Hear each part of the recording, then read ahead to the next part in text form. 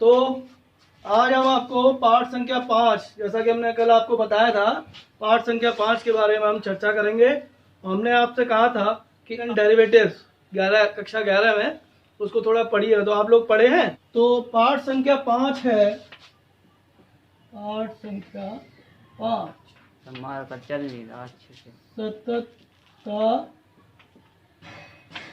एवं क्या हुआ बेटा, चल तो रहा, हाँ तो रख दो। सततता एवं अवकलनीयता।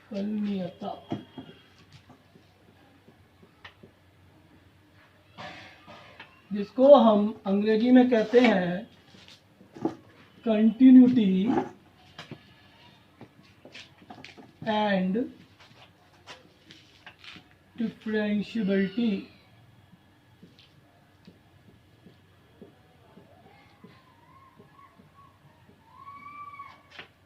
Continuity and differentiability. तो जब हम इस पाठ की शुरुआत करते हैं तो इसमें सबसे पहली बात जो हमने कक्षा 11 में सीखा है उसके बारे में बिना चर्चा किए हम इस पाठ की शुरुआत कर ही नहीं सकते। तो देखिएगा, सबसे पहली जो आपने कलन में सबसे पहला टॉपिक जो पढ़ा होगा वो पढ़ा होगा लिमिट, यानी कि सीमा। तो क्या देखिए, वास्तविक संख्या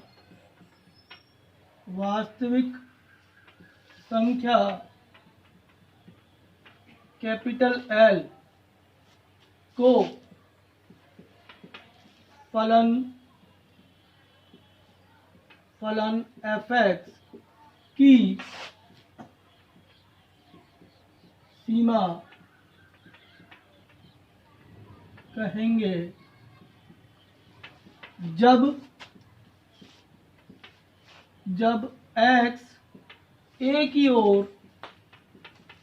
a की ओर अग्रसर हो और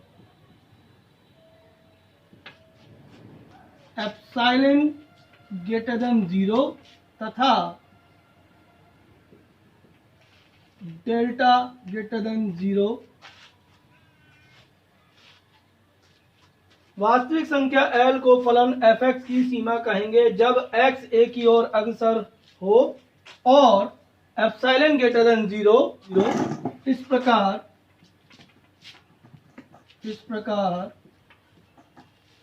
अस्तित्व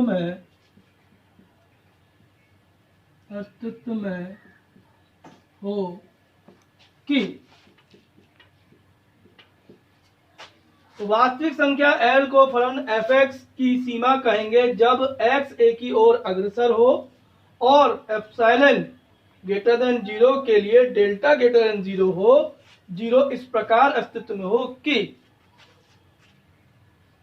x माइनस a का मॉड 0 और डेल्टा के बीच में हो, implies that f(x minus l) का मॉड लेस देन एप्सिलॉन हो। तो हम कहेंगे कि limit s goes to a पढ़ते हैं या टेंड्स टू a, ठीक है। x यानी कि जो बात हमने लिखी थी कि x a की ओर अग्रसर है, तो x a की ओर अग्रसर है, इसको इंग्लिश में बोलते हैं टेंड्स टू या goes to. Limit x tends to a f(x) बराबर कितना होगा l, ठीक है। ये आपकी परिभाषा है। और जो अंकित आपने बताया था वो चीज ये थी कि अस्तित्वीकरण, सीमा का अस्तित्वीकरण। तो सीमा कब अस्तित्व में होती है तो उसको भी जरा सा हम बता देते हैं आपको। ये सब लिखा हुआ है, पीडीएफ बना के भेजेंगे आपको, नोट भी कुछ भी नहीं करना, केवल समझ लो।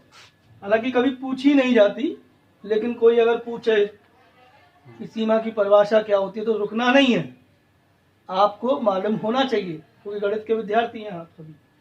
वास्तविक संख्या l को फलन f(x) की सीमा कहेंगे जब x a की ओर अग्रसर हो और एप्सिलॉन, ये एप्सिलॉन क्या बोलते हैं इसको, एप्सिलॉन, क्या बोलेंगे इसको, एप्सिलॉन, EPSILON, एप्सिलॉन। ठीक है, एप्सिलॉन ग्रेटर देन 0 के लिए डेल्टा ग्रेटर देन 0 इस प्रकार अस्तित्व में हो कि 0 और डेल्टा के बीच में मॉड x माइनस हो, तब क्या आएगा, fx माइनस एल का मॉड छोटा होगा एप्सिलॉन से, तो हम कहेंगे कि limit S goes to A fx बराबर एल होगा। ये इसकी क्या है, परिभाषा। अब बात करते हैं अस्तित्वीकरण का, कि अस्तित्व में कब मानी जाती है कोई भी सीमा।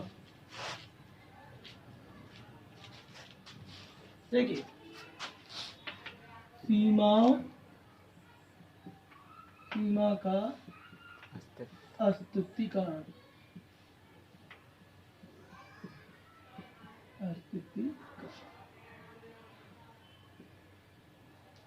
एक इंग्लिश में पढ़ेंगे एग्जिस्टेंस ऑफ लिमिट, इसमें जल्दी आ जाता है, बढ़िया, existence of limit, existence of limit. तो देखिए, एग्जिस्टेंस ऑफ लिमिट में हम LHL यानी कि लेफ्ट हैंड लिमिट और RHL निकालें, और ये यदि दोनों बराबर हैं और किसी संख्या L के बराबर हैं, तो इसको हम क्या कहेंगे, सीमा यानी कि लिमिट, फलन की ये लिमिट कहलाती है। ठीक है, लेकिन ये दोनों आपस में बराबर होनी चाहिए। अब LHL क्या है और RHL क्या है। LHL का मतलब है लेफ्ट हैंड लिमिट। भाई इतनी अंग्रेजी तो आपको सीखनी पड़ेगी, ठीक है। तो और राइट हैंड लिमिट, ठीक है। अब लेफ्ट हैंड लिमिट का यह मतलब है कि इसको प्रदर्शित करते हैं, LIM कह दें या LT कह दें, बात एक ही है। एज गोज टू किसी भी बिंदु A पे निकाल लें ना, तो A का लेफ्ट तरफ जाना होगा, तो कुछ घटाएंगे उसमें, तो यहाँ पे A माइनस का चिन्ह लगाते हैं। माइनस का मतलब लेफ्ट में जा रहे हैं। fx बराबर होना चाहिए limit as goes to A plus fx, जिसको और ओपन करें तो ये आता है limit h goes to 0 x a, और h कहां से आ गया, h अपनी तरफ से लिया है, तो यहां पर f a माइनस एच कहलाएगा ये, ठीक है। और यहां पर इसको परिवर्तन किया जाए तो चलो LT कर लो, एक ही बात है, चाहे LT लिखो चाहे LIM लिखो, बात एक ही है। तो लिमिट h गोज टू 0 ये हो जाएगा f a प्लस h। यदि ये दोनों बराबर आ रही है किसी L मान के, तो यह अस्तित्व में भी है और किसके बराबर है, L के, तो लिमिट कितनी कहलाएगी, L की। यह एग्जिस्टेंस ऑफ लिमिट है। और सर वीडियो क्लियर नहीं है, चलिए अभी और करते हैं क्लियर। कल से हम सुबह क्लास लेंगे, सबको पता है ना, कल से बिल्कुल क्लियर हो जाएगा आपका वीडियो। ये अब क्लियर हुआ नेहा, नेहा क्लियर हो गया, अब क्लियर हो, अभी भी नहीं हुआ, अब तो और पास ले लिया हमने अपने कैमरे को। हाँ ठीक है ना, अब म्यूट कर दो आवाज को। तो यहां से हमने देखा कि LHL और RHL जब बराबर होगी L के, तो सीमा अस्तित्व में भी होगी और किसके बराबर होगी, इस L के बराबर होगी, ठीक है। ये आप कक्षा 11 में पढ़ चुके हैं, ठीक है। अब बात करते हैं कि आपने इनडिटर्मिनेट फॉर्म पढ़ी होगी, अनिर्धार्य रूप। कितने अनिर्धार्य रूप होते हैं, इनडिटर्मिनेट फॉर्म, हिंदी में कहते हैं अनिर्धार्य, अनिर्धार्य रूप। कितने पढ़े हैं आपने, 7 पढ़े होंगे, नहीं पढ़े तो 7 ध्यान रखना कि 7 होते हैं। कौन कौन से हम बताते हैं। पहला, इसको सभी बच्चे जानते होंगे, 0/0, सभी बच्चे जानते होंगे, 0/0 पढ़ा है हम। अब 0/0 में अंश 0 और हर 0, ठीक है।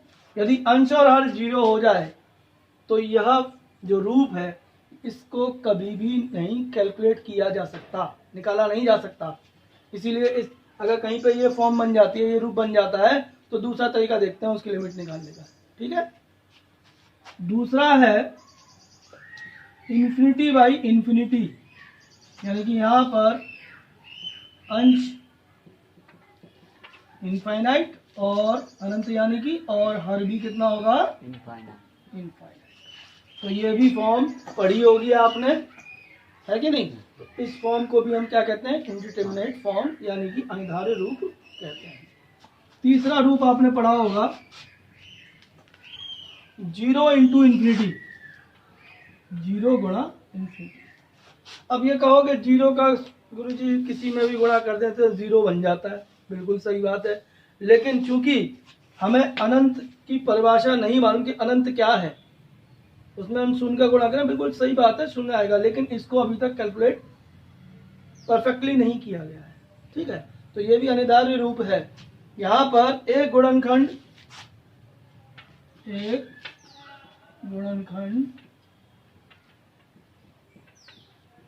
शून्य होगा और दूसरा गुणनखंड कितना होगा, इनफाइनाइट। इनफाइनाइट।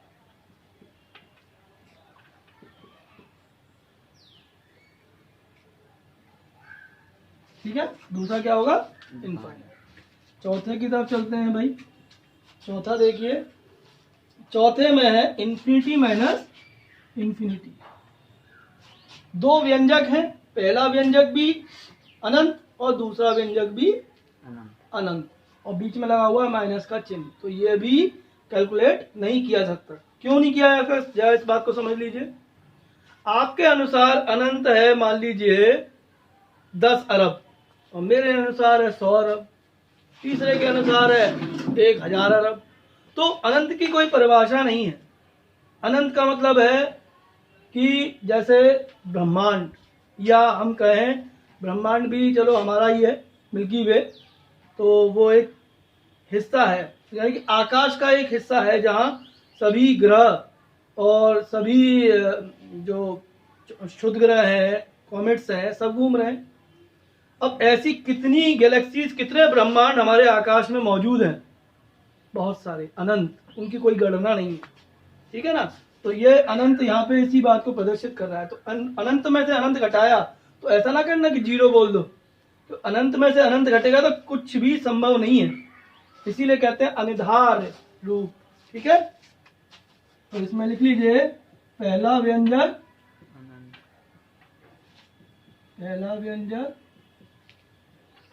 इनफाइनाइट यानी कि अनंत, और दूसरा व्यंजक भी इनफाइनाइट। तो बिल्कुल स्टार्टिंग से लेके चल रहे हैं, इसीलिए कि इस पार्ट में आपको दिक्कत ना हो, क्योंकि चैन है। जब सीमाएं समझ में आएंगी जब ही आपको सततता समझ में आएगी, और जब ही आपको अवकलन समझ में आएगा, ठीक है। पांचवा रूप देखिएगा। पांचवा रूप है 1 की घात इनफाइनाइट। 1 की घात इनफाइनाइट, हालांकि 1 की घात कितनी भी कर दो आप, एक ही रहता है, लेकिन यहाँ अनंत परिभाषित नहीं है ना, इसीलिए अनिर्धारित रूप है, ठीक है। तो यहाँ पर आधार 1 और घातांक कितना होगा, अनंत। छठा रूप 0 की पावर 0, 0 की पावर 0। आप कहोगे सर क्यों मजाक कर रहे हो, 0 की पावर तो 0 ही होना चाहिए, है कि नहीं। भाई शून्य की कितनी भी घात कर लो वो 0 ही बना रहता है। लेकिन बेटा शून्य की घात यदि 1 2 3 4 हो तो शून्य होगा, लेकिन 0 की घात 0 क्या बनेगा, क्योंकि हम जानते हैं किसी भी संख्या की घात शून्य हो तो वो 1 आता। किसी भी संख्या की घात यदि 0 कर दें हम तो वो संख्या कितनी आती है, मान कितना आता, 1 आता। अब यहाँ 0 की घात 0 करूं तो 1 लिखूं क्या कि 0 लिखूं, अब बताओ। भाई 0 की घात कुछ भी कर लो जीरो आएगा, लेकिन जीरो की घात जीरो कर लो तो एक भी नहीं आएगा ना जीरो आएगा। तो ये एक डिस्प्यूट यानी कि विरोधाभास हो रहा है, इसीलिए ये अनिवार्य रूप है। समझ में आया भाई? सिंपली बात है, आप ऐसे समझो इस बात को। यहाँ आ रहा है, ठीक है। जीरो की घात अगर 5 लिखूं मैं तो इसका मतलब है 0 गुणा 0 गुणा 0 गुणा 0 गुणा 0, 5 बार लिख दिया। उत्तर कितना है? 0। बिल्कुल सही बात है नहीं? अब इसको हटाओ, मैंने लिखा 1 करोड़, हाँ ठीक है 1 करोड़ हो गया। अब 1 करोड़ की घात मैंने कर दी 0। 1 करोड़ की घात कितनी है? 0। कितना आएगा उत्तर? 1। बिल्कुल सही बोला, 1 आया उत्तर। यानी कि किसी भी संख्या की घात 0 होने पर 1 आता है और 0 की घात कितनी भी करने पे 0 आता है। अब यहाँ तो केस दोनों मिक्स हो गए कि 0 ही आधार है और 0 ही घातांक है। तो बेटा ना तो इसको 0 कह सकते ना इसको 1 कह सकते, इसीलिए इसी डिस्प्यूट की वजह से ये अनिवार्य रूप कहा गया। ठीक है, यहाँ ध्यान रखना कि ऐसी अगर कहीं लिमिट बनती है तो उसको उस तरीके से जिस तरीके से हम कर रहे होंगे उस तरीके से हल नहीं किया जा सकता या उसको निकाला ही नहीं जा सकता। ठीक है, आधार 0 और घातांक 0, छोटी छोटी बातें हैं लेकिन आपको ये समझना है बस। अंतिम रूप जो है वो है इनफाइनाइट की पावर 0। अभी बात हुई थी कि किसी की घात 0 कर दो 1 हो जाता है, बिल्कुल सही बात है, लेकिन कुछ पता तो हो ये है क्या। आधार में यदि अनंत है तो अनंत है क्या, पहले वो तो पता करो कि अनंत है क्या। जब उसकी घात 0 कर रहे हो, मतलब यहाँ 1 करोड़ था, हमें संख्या मालूम थी, निश्चित मालूम थी कि यहाँ 1 करोड़ है या 100 है तो मालूम है कि 100 है, लेकिन हमें मालूम ही नहीं है कि ये है क्या चीज। उसकी घात 0 कर रहे हो, भले ही 1 आए, हो सकता है 1 भी ना आ रहा हो, कम आ रहा हो या ज्यादा आ रहा हो, इसीलिए ये भी डिस्प्यूट है, यहाँ भी विरोधाभास है, इसीलिए यह भी अनिवार्य रूप है। तो आधार यदि इनफाइनाइट हो और घातांक कितना हो 0, इसको भी हम क्या कहेंगे? अनिवार्य रूप। तो ये जो रूप है, जहां भी लिमिट निकालने में, सीमा निकालने में यदि ये रूप आएंगे तो वहां पे कंडीशन फेल होगी लिमिट निकालने की। तो हम अगले जो मेथड है, जो उसकी विधियां हैं, उस पे जाके उसे चेक करेंगे कि क्या लिमिट उससे निकल सकती है कि नहीं। ठीक है, चलिए अब बात करते हैं, कुछ प्रमेय है लिमिट की, सीमाओं की, उनकी थोड़ा चर्चा कर लेते हैं।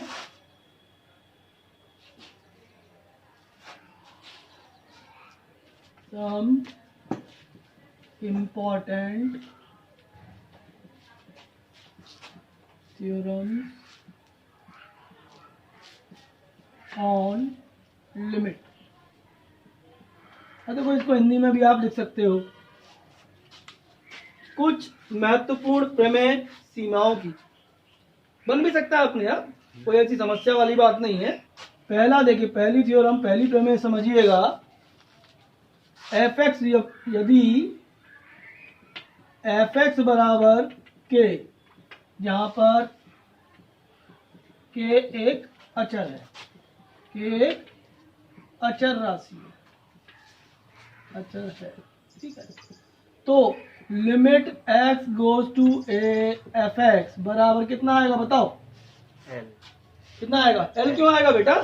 fx बराबर k है और k एक अचर राशि है जिसमें x है ही नहीं, और यहाँ पे x गोज टू a कर रहे हैं तो x का तो असर ही नहीं पड़ेगा ना इस पे, k का k ही रहेगा, लिमिट k ही रहेगी, लिमिट x टेंड क्योंकि इसको लिखेंगे कैसे? Limit x goes to a k, यही तो लिखोगे। अब यहाँ पे x है ही नहीं तो x का कुछ भी मानो, यहाँ पे कोई फर्क नहीं पड़ता, यहाँ पे सीधे सीधे कितना आ जाएगा उत्तर? k आ जाएगा। पढ़ी है आपने 11 में ही। दूसरी बात समझिएगा, यदि k एक अचर है और limit x goes to a fx plus k, या माइनस भी हो तो भी, या तो प्लस होगा या माइनस। माइनस होगा, दोनों एक जगह कर दिए मैंने। तो यहाँ पे जो रिजल्ट आएगा वो क्या आएगा, limit x goes to a F X, क्योंकि जहां x मौजूद है उसकी सीमा अलग निकाली जाएगी और जहां अचर है वो अलग कर दिया जाएगा। ये आएगा इसका। प्लस है तो प्लस वाला और माइनस है तो माइनस। आगे समझ में।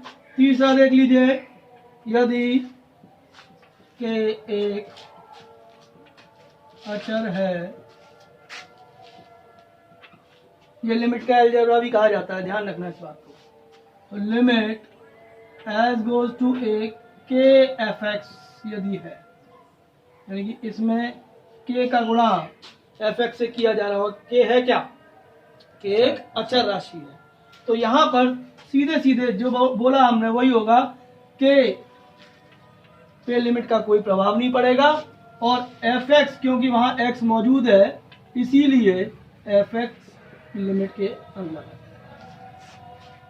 ठीक है ना, अचर राशि पे कोई असर नहीं पड़ता क्योंकि वहां एक्स मौजूद ही नहीं है। ठीक, चौथी प्रमेय है, limit as goes to A F X plus minus G X. दो फलन हैं, उनके बीच में या तो प्लस हो या माइनस हो, तो यहां पर लिमिट अलग अलग टूट जाती हैं दोनों फलनों पे, plus minus limit as goes to A G x.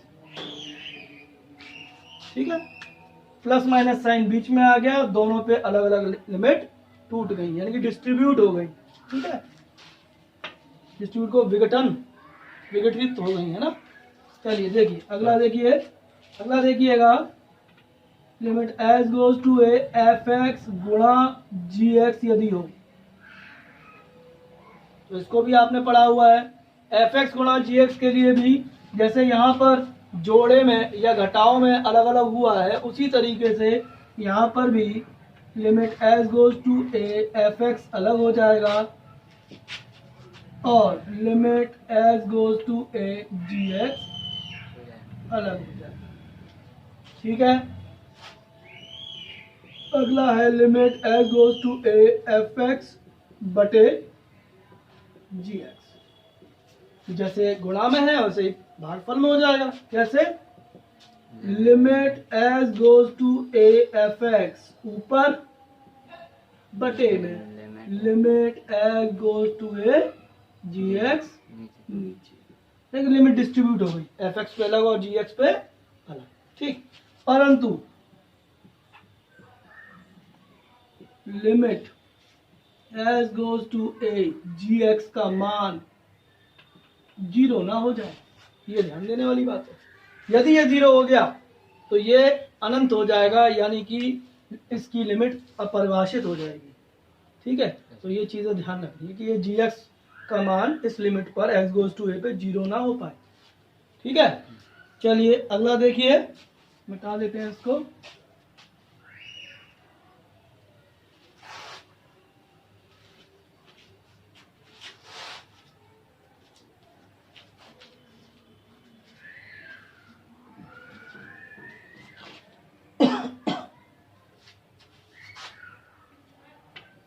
Limit as goes to A F x की power g x. Limit as goes to A F x की पावर जी एक्स यदि कहीं दिया हुआ है तो इसको हम कैसे हल करेंगे, यानी कि क्या इसका बीजगणित है, अलजेब्रा क्या है इसको हल करने का, इस बात को समझ लीजिए आप। Limit as goes to A F x की घात भी limit as goes to A G X, लेकिन लिमिट दोनों पे चली जाएगी, घातांक पे भी चली, मतलब घात फलन पे भी चली जाएगी और आधार फलन पे भी चली जाएगी। ठीक है, बात समझ में आ रही है। चलिए, और यदि limit as goes to A log of F X हो, तब क्या करेंगे, बहुत ही आसान, लॉग के अंदर लिमिट चली जाती है और ये लिखा जाता है log of limit F x. ठीक है, ध्यान रखेंगे आप। अच्छा, ऐसे ही यदि लिमिट एस गोज टू ए ई की पावर एफ एक्स हो, लिमिट एस गोज टू ए ई की पावर एफ एक्स, तो बिल्कुल ऐसा ही है ये। देखो जरा, इसको और इसको देखो, अंतर सिर्फ इतना है कि यहाँ आधार में फलन है और यहाँ आधार में ई है। और हमने आपको बताया कि यदि अचर राशि होगी तो उस पर कोई असर नहीं पड़ेगा। तो बिल्कुल इसी तरीके से ई की घात limit S goes to A F X, इसको लिख दिया जाएगा। बात समझ में आई?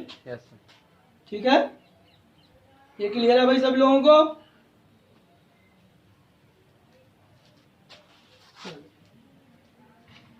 Limit S goes to a mod of F x, mod of F x कहीं हो तो देखिएगा इसमें भी हम limit S goes to a mod of F x mod to a पे आ जाएगा। ठीक है, तो ये कुछ प्रमेय है जो आपको ध्यान रखनी है।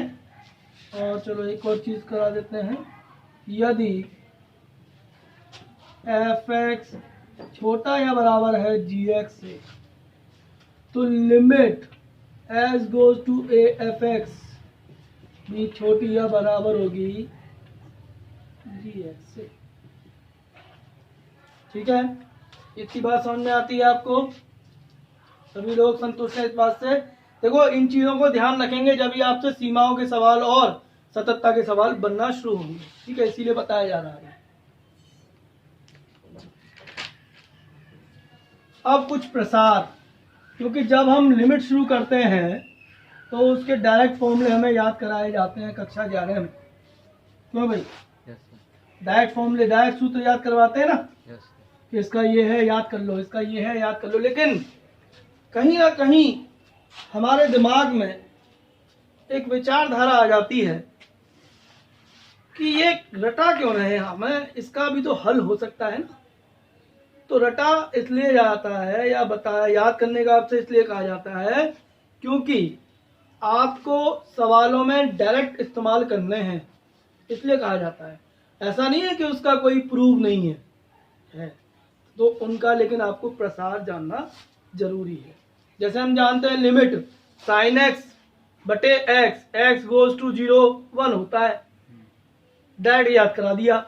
Ten X by X limit X goes to 0 1 होता है, डायरेक्ट याद करा दिया। लेकिन होता कैसे है, होता कैसे है वो भी तो चीज आपको जाननी है। तो वही चीज के लिए आपको प्रसार जानने की जरूरत है। तो देखिए, some important expansions, some important expansion, यानी कि कुछ महत्वपूर्ण एक्सपेंशन को कहते हैं प्रसार। ठीक है, तो देखिएगा, पिछली साल आपने द्विपद प्रमेय पढ़ी होगी जिसमें a प्लस बी की घात n पढ़ा होगा, निश्चित पढ़ा होगा। तो यहाँ से n c0 x की घात n, फिर n c1 x की घात n-1 और a की घात 1 प्लस n c2 x की घात n-2 a की घात 2 प्लस एंड सो ऑन, ऐसे चलते चले जाएंगे और लास्ट में आ जाएगा NCN a की घात n, x की घात 0 हो चुकी होगी जिसको हमने 1 लिख दिया। और NCN को भी ना लिखो, डायरेक्ट ये लिख दो तो भी कोई फर्क नहीं पड़ेगा।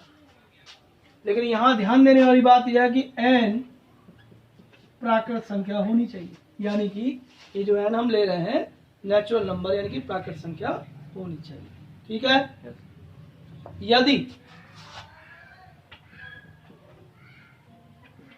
यदि n एक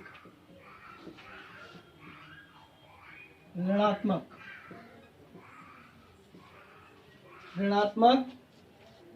पूर्णांक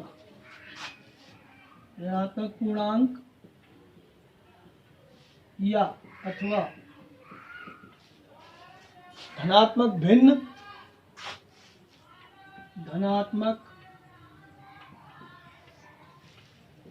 भिन्न अथवा ऋणात्मक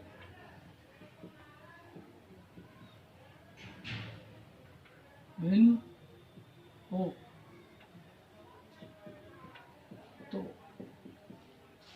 तो ये प्रसार क्या होगा, बात को भी समझ लो।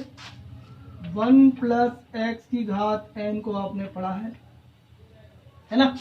1 प्लस एक्स की घात n का प्रसार होता है 1 plus n x plus n minus 1 बटे 2 factorial x square n minus 1 n minus 2 बटे 3 फैक्टोरियल एक्स क्यूब, और ऐसे ही चलता चला जाता है। ठीक है, चलिए ये तो हुआ इनका। अब बात करते हैं त्रिकोणमितीय फलनों की। ठीक है, या चलो एक और है, एक और करा देते हैं।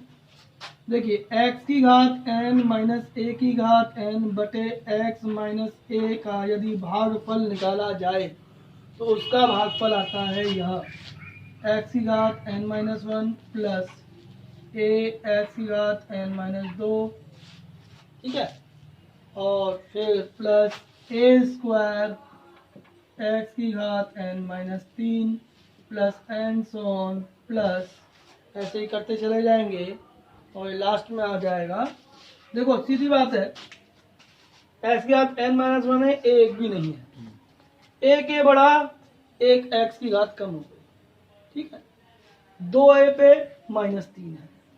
ठीक, लेकिन यहाँ माइनस 3 है तो यहाँ एक कम, यहाँ 3 आ रहा है माइनस में तो यहाँ एक कम आ रहा है, तो यानी कि अंतिम पद जो आएगा वो कितना आना चाहिए, -1 कम, a की घात n, a की घात कितना आएगा n। ठीक है, बात समझ में आ रही है सभी को। चलिए तो देखिए, क्योंकि एक सूत्र है, आपको अभी बताएंगे इसी के बाद, एक सूत्र है डायरेक्ट लिमिट में। क्या है वो सूत्र, limit x goes to a, x की घात n माइनस a की घात n बटे x माइनस a बराबर डायरेक्ट आता है n गुणा a की घात n माइनस 1। वो कैसे आता है वो समझाएंगे। तो इतनी बात चलो समझ में आ गई होगी आपके, है ना, इतनी बात समझ में आ गई सभी को। चलिए ठीक है, हम आपको पहले वही चीज इस प्रसार से बता देते हैं, क्योंकि आप सोचेंगे प्रसार करा रहे हैं, कुछ और करा नहीं रहे। तो जरा देखिए, प्रसार तो धीरे धीरे करा ही देंगे हम। हाँ जी, एक सूत्र आपने लिमिट में पढ़ा होगा पिछली साल, x goes to a, x की घात n माइनस a की घात n बटे x माइनस, और इससे जुड़े सवाल भी बहुत सारे लगाए होंगे आपने, बहुत सारे सवाल किए होंगे इससे। अब ये डायरेक्ट आपको याद करा दिया गया, क्या आपको पता है ये कैसे निकलता है? देखिए, जो हमने अभी आपको प्रसार या भागफल लिखवाया था उसी से होना है। देखिए हल इसका, limit x goes to a, x की घात n माइनस a की घात n बटे x माइनस a, और इसको अभी हमने लिखा, क्या लिखा था, देखिए limit x goes to a, इसका पूरा व्यंजक हमने निकाल के दिया था अभी आपको, x की घात n minus 1 plus a x की घात n minus 2 plus a square x की घात n minus 3 plus and so on, plus n पदों तक कितना हो जाएगा, a की घात n माइनस 1। कितने पद है यहाँ से यहाँ तक, कितने हैं, n। यहाँ तक समझ में आया आपको सभी को। अब देखिए, यदि मैं x की जगह उठा के सब में a रख दूं, जो कि हमसे कहा गया है लिमिट में, तो ये तो करना होगा कि x किसकी ओर अग्रसर है, a की ओर। तो x बराबर a यदि रख दिया जाए तो देखो क्या बनेगा, a की घात n माइनस 1 प्लस a गुणा a की घात n minus 2 plus a square a की घात n minus 3 plus and so on plus a की घात n माइनस 1। कहाँ से कहाँ तक लिए हैं, n पर। ठीक है, तो देखो ये क्या बना, यहाँ पे एक घात है, यहाँ n माइनस 2, कितना बन गया, क्योंकि जब गुणा करते हैं आधार समान होता है तो n-1 क्योंकि ये दोनों जुड़ जाएंगे। तो n-2 प्लस 1 कितना हुआ? -1 n-1 a की घात n-1 प्लस a की घात n-1 प्लस a की घात n-1 कहाँ तक? n पर n माइनस यानी कि n पदों तक, है ना। यस जब हम एक को किसी भी संख्या को 10 बार जोड़े तो 10 गुना हो जाती है, n बार जोड़ेंगे तो n गुना हो जाएगी, यानी कि n गुणे 1 की घात। n-1 आ गया? समझ में आ गया सभी को? अब आगे देखिएगा, कुछ प्रसार और बताते हैं आपको अभी, और उससे संबंधित जो सीमा है डायरेक्ट जो सिखाई गई थी या याद कराई गई थी वो भी आपको तुरंत के तुरंत बता देंगे। ठीक है, तो देखिए साइन एक्स का देख लीजिए, साइन एक्स, कॉस एक्स और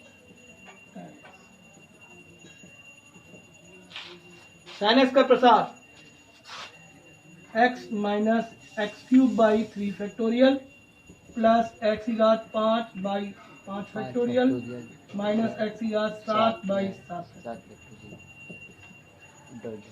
ठीक है, ऐसे ही अब cos x का भी देख लीजिए, cos x का है 1 माइनस एक्स स्क्वायर बटे 2 फैक्टोरियल प्लस एक्स की घात 4 बटे 4 फैक्टोरियल माइनस एक्स की घात 6 बटे 6।